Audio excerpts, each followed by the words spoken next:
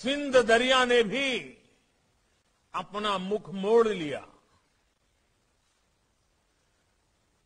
1998 के तूफान से, समुद्री तूफान से इस जगह को, गुरुद्वारा लखपत साहब को काफी नुकसान हुआ और 2001 के भूकंप को कौन भूल सकता है।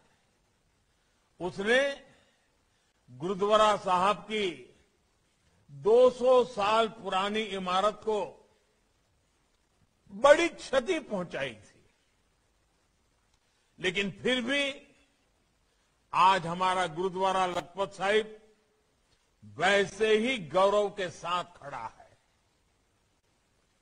मेरी तो बहुत अनमोल यादें इस गुरुद्वारे के साथ जुड़ी हैं। 2001 के भूकंप के बाद मुझे गुरु कृपा से इस पवित्र स्थान की सेवा करने का सौभाग्य मिला था। मुझे याद है तब देश के अलग अलग हिस्सों से आए शिल्पियों ने, कारीगरों ने इस स्थान के मौलिक गौरव को संरक्षित किया। प्राचीन लेखन शैली से यहां की दीवारों पर गुरुवाणी अंकित की गई। इस प्रोजेक्ट को तब यूनेस्को ने सम्मानित भी किया था। साथियों, गुजरात से यहां दिल्ली आने के बाद भी मुझे निरंतर अपनी गुरुओं की सेवा का अवसर मिलता रहा है। 2016-17 गुरु गोविंद सिंह जी के प्रकाश उत्सव के 350 साल का पुण्य वर्ष था। हमने देश विदेश में इसे पूरी श्रद्धा के साथ मनाया। 2019 में गुरु नानक देव जी के प्रकाश पर्व के 550 वर्ष पूरे होने पर भारत सरकार पूरे उत्साह से इसके आयोजन में जुटी। गुरु नानक देव जी का संदेश पूरी दुनिया तक नई ऊर्जा के साथ पहुंचे, इसके लिए हर स्तर पर प्रयास किए गए।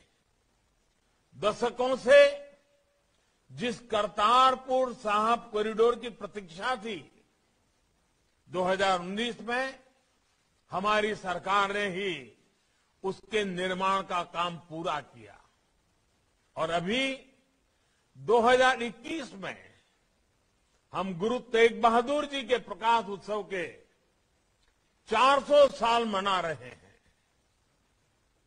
आपने जरूर देखा होगा, अभी हाल ही में हम अफगानिस्तान से ससम्मान गुरु ग्रंथ साहब के स्वरूपों को भारत लाने में सफल रहे हैं। गुरु कृपा का इससे बड़ा अनुभव किसी के लिए और क्या हो सकता है। अभी कुछ महीने पहले जब मैं अमेरिका गया था, तो वहां अमेरिका ने भारत को 150 से ज्यादा जो भारत की ऐतिहासिक अमानत थी, जो कोई न कोई चोरी करके ले गया था, वो 150 से ज्यादा ऐतिहासिक वस्तुएं हम वापस लाने में सफल हुए हैं। इसमें से एक पेश कब्ज यानी छोटी तलवार भी है, जिस पर फारसी में गुरु गोविंद सिंह जी का नाम लिखा है। यानी ये वापस लाने का सौभाग्य भी हमारी ही सरकार को मिला। मुझे याद है कि जामनगर में 2 साल पहले जो 700 बेड का आधुनिक अस्पताल बनाया गया है वो भी गुरु गोविंद सिंह जी के नाम पर है। और अभी हमारे मुख्यमंत्री भूपेंद्र भाई इसका विस्तार से वर्णन भी कर रहे थे। वैसे ये गुजरात के लिए हमेशा गौरव की बात रहा है कि खालसा पंथ की स्थापना में अहम भूमिका निभाने वाले पंज प्यारों में चौथे गुरसिख भाई मोकम सिंह जी गुजरात के ही थे। देवभूमि द्वारका में उनकी स्मृति में गुरुद्वारा बेट द्वारका भाई मोहकम सिंह का निर्माण हुआ है। मुझे बताया गया है कि गुजरात सरकार ने लखपत साहिब गुरुद्वारा और गुरुद्वारा बेट द्वारका के विकास कार्यों में बढ़ोतरी में भी पूरा सहयोग कर रही है, आर्थिक सहयोग भी कर रही है। साथियों, गुरु नानक देव जी ने अपने संवादों में कहा है, गुर प्रसादी तनु हरि लाभ है, मिटे अज्ञान होई उजियारा। अर्थात गुरु के प्रसाद से ही हरि लाभ होता है, यानी ईश्वर की प्राप्ति होती है और अहम का नाश होकर प्रकाश फैलता है। हमारे सिख गुरुओं ने भारतीय समाज को हमेशा इसी प्रकाश से भरने का काम किया है। आप कल्पना करिए, जब हमारे देश में गुरु नानक देव जी ने अवतार लिया था, तमाम विडंबनाओं और रूढ़ियों में जूझते समाज की उस समय स्थिति क्या थी? बाहरी हमले और अत्याचार उस समय भारत का मनोबल तोड़ रहे थे। जो भारत विश्व का भौतिक और आध्यात्मिक मार्गदर्शन करता था, वो स्वयं संकट में था। जब हम इन परिस्थितियों को देखते हैं तो हम सोचते हैं कि उस कालखंड में अगर गुरु नानक देव जी ने अपना प्रकाश न फैलाया होता तो क्या होता? गुरु नानक देव जी और उनके बाद हमारे अलग अलग गुरुओं ने भारत की चेतना को तो प्रज्वलित रखा ही, भारत को भी सुरक्षित रखने का मार्ग बनाया। आप देखिए, जब देश जात पात और मत मतांतर के नाम पर कमजोर पड़ रहा था, तब गुरु नानक देव जी ने कहा था, जानहू ज्योति न पूछू जाति, आगे जात न है। अर्थात सभी में भगवान के प्रकाश को देखें, उसे पहचाने, किसी की जाति न पूछिए, क्योंकि जाति से किसी की पहचान नहीं होती, न जीवन के बाद की यात्रा में किसी की कोई जाति होती है। इसी तरह गुरु अर्जन देव जी ने पूरे देश के संतों के सद्विचारों को पिरोया और पूरे देश को भी एकता के सूत्र में जोड़ दिया। गुरु हरकिशन जी ने आस्था को भारत की पहचान के साथ जोड़ा। दिल्ली के गुरुद्वारा बंगला साहब में उन्होंने दुखी लोगों का रोग निवारण कर मानवता का जो रास्ता दिखाया था, वो आज भी हर सिख और हर भारत के वासी के लिए प्रेरणा है। कोरोना के कठिन समय में हमारे गुरुद्वारों ने जिस तरह सेवा की जिम्मेदारी उठाई, वो गुरु साहब की कृपा और उनके आदर्शों का ही प्रतीक है। यानी एक तरह से हर गुरु ने अपने अपने समय में देश को जैसी जरूरत थी वैसा नेतृत्व दिया, हमारी पीढ़ियों का पथ प्रदर्शन किया। साथियों, हमारे गुरुओं का योगदान केवल समाज और आध्यात्म तक ही सीमित नहीं है, बल्कि हमारा राष्ट्र का चिंतन, राष्ट्र की आस्था और अखंडता अगर आज सुरक्षित है तो उसके मूल में भी सिख गुरुओं की महान तपस्या है। गुरु नानक देव जी के समय से ही आप देखिए, जब विदेशी आक्रांता तलवार के दम पर भारत की सत्ता और संपदा को हथियाने में लगे थे, तब गुरु नानक देव जी ने कहा था, पाप की जंज लई काबल हो धाया, जोरी मंगे दानुवे लालो। यानी पाप और जुल्म की तलवार लेकर बाबर काबुल से आया है और जोर जुल्म से भारत की हुकूमत का कन्यादान मांग रहा है। ये गुरु नानक देव जी की स्पष्टता थी, ये गुरु नानक देव जी की दृष्टि थी।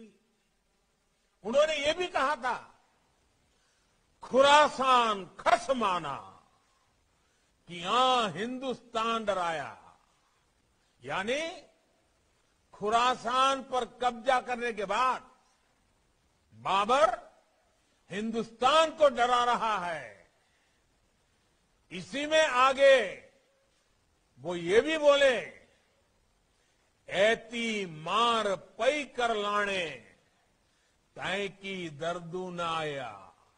अर्थात उस समय इतना अत्याचार हो रहा था, लोगों में चीख पुकार मची थी, इसलिए गुरु नानक देव जी के बाद आए हमारे सिख गुरुओं ने देश और धर्म के लिए प्राणों की बाजी लगाने में भी संकोच नहीं किया।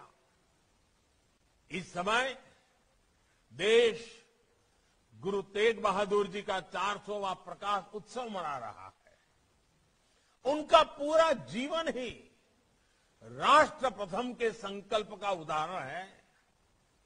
जिस तरह गुरु तेग बहादुर जी मानवता के प्रति अपने विचारों के लिए सदैव अड़िग रहे, वो हमें भारत की आत्मा के दर्शन कराता है। जिस तरह देश ने उन्हें हिंद की चादर की पदवी दी, वो हमें सिख परंपरा के प्रति हर एक भारतवासी के जुड़ाव को दिखाता है। औरंगजेब के खिलाफ गुरु तेग बहादुर का पराक्रम और उनका बलिदान हमें सिखाता है कि आतंक और मजहबी कट्टरता से देश कैसे लड़ता है। इसी तरह दसम गुरु गोविंद सिंह साहब, उनका जीवन भी पग पग पर तप और बलिदान का एक जीता जागता उदाहरण है। राष्ट्र के लिए, राष्ट्र के मूल विचारों के लिए दसम गुरु ने अपना सर्वस्व न्योछावर कर दिया। उनके दो साहिबजादों जोरावर सिंह और फतेह सिंह को आतताइयों ने दीवार में जिंदा चुनवा दिया, लेकिन गुरु गोविंद सिंह जी ने देश की आन बान और शान को झुकने नहीं दिया। चारों साहिबजादों के बलिदान की याद में हम आज भी शहीदी सप्ताह मनाते हैं। और वो इस समय चल भी रहा है। साथियों, दसम गुरु के बाद भी त्याग और बलिदान का ये सिलसिला रुका नहीं।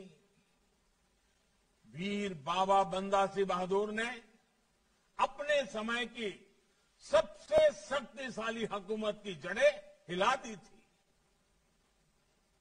सिख मिसलों ने नादिर शाह और अहमद शाह अब्दाली के आक्रमण को रोकने के लिए हजारों की संख्या में बलिदान दिया। महाराजा रणजीत सिंह ने पंजाब से बनारस तक जिस तरह देश के सामर्थ्य और विरासत को जीवित किया, वो भी इतिहास के पन्नों में दर्ज है। अंग्रेजों के शासन में भी हमारे सिख भाइयों बहनों ने जिस वीरता के साथ देश की आजादी के लिए संघर्ष किया, हमारे आजादी का संग्राम, जलियांवाला बाग की वो धरती आज भी उन बलिदानों की साक्षी है। ये ऐसी परंपरा है जिसमें सदियों पहले हमारे गुरुओं ने प्राण फूके थे और वो आज भी उतनी ही जागृत है, उतनी ही चेतन है। साथियों, ये समय आजादी के अमृत महोत्सव का है। आज जब देश अपने स्वाधीनता संग्राम से, अपने अतीत से प्रेरणा ले रहा है, तो हमारे गुरुओं के आदर्श हमारे लिए और भी महत्वपूर्ण हो जाते हैं। आज देश जो प्रयास कर रहा है, जो संकल्प ले रहा है, उन सब में वही सपने हैं जो सदियों से देश पूरे होते देखना चाह रहा है। जिस तरह गुरु नानक देव जी ने मानव जात का पाठ हमें सिखाया था, उसी पर चलते हुए आज देश सबका साथ, सबका विकास और सबका विश्वास के मंत्र पर आगे बढ़ रहा है। इस मंत्र के साथ आज देश सबका प्रयास को अपनी ताकत बना रहा है। कश्मीर से कन्याकुमारी तक, कच्छ से कोहिमा तक पूरा देश एक साथ सपने देख रहा है, एक साथ उनकी सिद्धि के लिए प्रयास कर रहा है। आज देश का मंत्र है एक भारत श्रेष्ठ भारत। आज देश का लक्ष्य है एक नए समर्थ भारत का पुनरोदय। आज देश की नीति है हर गरीब की सेवा, हर वंचित को प्राथमिकता। आप देखिए, कोरोना का इतना मुश्किल समय आया, लेकिन देश ने प्रयास किया कि कोई गरीब भूखे पेट नहीं सोए। आज देश ने हर प्रयास का, हर योजना का लाभ देश के हर हिस्से को समान रूप से मिल रहा है। इन प्रयासों की सिद्धि समृद्ध भारत को मजबूत, गुरु नानक देव जी की शिक्षाओं को चरितार्थ करेगी। इसलिए सभी का दायित्व है कि ऐसे महत्वपूर्ण समय में कोई हमारे सपनों पर, देश की एकजुटता पर आंच न ला सके। हमारे गुरु जिन सपनों के लिए जिए, जिन सपनों के लिए उन्होंने अपना जीवन खपा दिया, उनकी पूर्ति के लिए हम सभी एकजुट होकर के चलें। हमारे बीच एकजुटता बहुत अनिवार्य है। हमारे गुरु जिन खतरों से देश को आगाह करते थे, वो आज भी वैसे ही हैं। इसलिए हमें सतर्क भी रहना है और देश की सुरक्षा भी करनी है। मुझे पूरा भरोसा है गुरु नानक देव जी के आशीर्वाद से हम अपने इन संकल्पों को जरूर पूरा करेंगे और देश एक नई ऊंचाई तक पहुंचेगा। आखिरी में मैं लखपत साहब के दर्शन करने आए श्रद्धालुओं से एक आग्रह भी करना चाहता हूं। इस समय कच्छ में रण उत्सव चल रहा है। आप भी समय निकालकर रण उत्सव में जरूर जाएं। मुझा कच्छी भा भेण की आयो हेवर तसी कच्छुए दिल्ली पंजाब जेड़ो पौंदो हुदो ना खासो खासो सी मैं आंजो अने आजे कुटुंब जो ख्याल रख जा भले पण कच्छ आणि कच्छी माड़ू मुझे धली में वसेता तड़े आव केड़ा पण वहां जेड़ा पण बेना कच्छू के जात करे वगर रही न तो सगाजे पणी न आजो पुणे में आए